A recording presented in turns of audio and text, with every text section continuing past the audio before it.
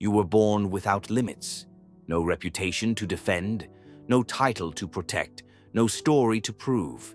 Just breathe, just presence, just life, raw and honest. But as you grew, something changed. The world started shaping you, telling you who to be, rewarding you when you conformed, punishing you when you didn't. And slowly, without knowing it, you traded your freedom for a mask. 1. The birth of ego. As children, we are entirely ourselves. We cry when we're hurt. We laugh when we're happy. We ask questions without fear of sounding foolish. There's no filter. There's no performance.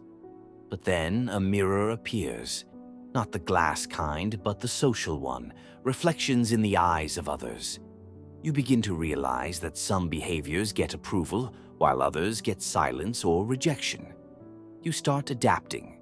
You start editing yourself. You start becoming acceptable. Over time, this edited version becomes the person you present to the world.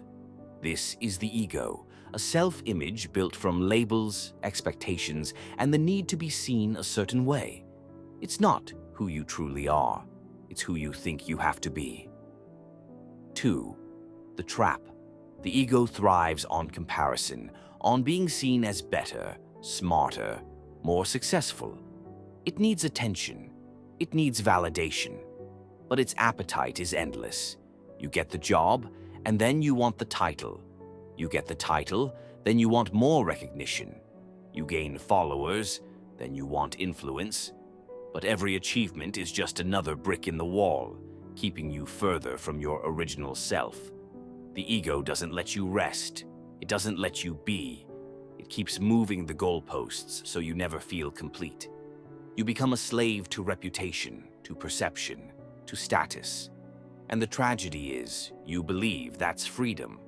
You believe climbing higher will make you whole, when in reality, you're just decorating your cage. 3. The cost. Living through the ego has a cost. You start filtering every word, every action, every decision based on how others might react. You lose the ability to be vulnerable. You stop expressing unpopular truths. You keep yourself small in some rooms and inflated in others. Either way, you're not yourself. You don't form real connections. You form alliances between personas. Conversations become performances. Love becomes conditional. And loneliness follows, even when you're surrounded by people. The ego wants control, but in seeking it, you lose your authenticity. You lose your spontaneity. You lose your peace. 4. The moment of realization. Sometimes it takes a breakdown, a failure, a loss, something powerful enough to strip away your roles and titles. And for the first time in years, you're not performing. You're not managing your image. You're just there.